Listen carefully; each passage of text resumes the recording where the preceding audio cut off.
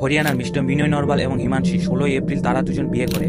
বিনয় পেশায় একজন navy officer ছিলেন। তারা বিয়ের পর হানিমুনের জন্য কাশ্মীরের পেহেলগাম গিয়েছিলেন। পেহেলগাম কাশ্মীরের মধ্যে একটা খুবই সুন্দর জায়গা, যেখানে তারা তাদের গুরুত্বপূর্ণ সময় কাটাচ্ছিলেন।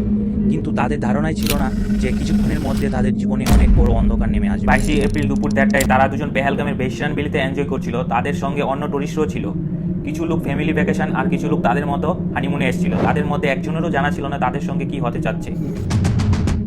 তাদের সঙ্গে এমন ঘটনাটা ঘটবে ভারতবাসী হয়ে কখনো ভোলা যাবে না। ওয়েস্টার্ন ভ্যালির লোকাল দোকানদাররা ওই সময় টুরিস্টদের বিভিন্ন খাবার জিনিস বিক্রি করছিল। তখন কিছু লোক আর্মির পোশাক পরে জঙ্গল থেকে বেরিয়ে আসে। টুরিস্টরা তখন তাদেরকে দেখে মনে করে যে তাদের সিকিউরিটির জন্য আর্মিরা টহলদারি করছে। কিন্তু কিছুক্ষণের মধ্যেই ওয়ার্নিং ছাড়াই একটা বিরাট গুলি শব্দ হয়। শব্দটা এতটাই প্রকট ছিল যে প্রথমে তারা বুঝতে পারেনি যে হয়েছেটা কি। প্রথম টুরিস্ট যখন নিচে পড়লো, তার যন্ত্রণার চিৎকার শুনে তারা বুঝতে পারলো যে তাদের উপর আক্রমণ হয়েছে। আর্মির পোশাক পরা লোকগুলো ছিল সন্ত্রাসী। কিছুক্ষণের মধ্যে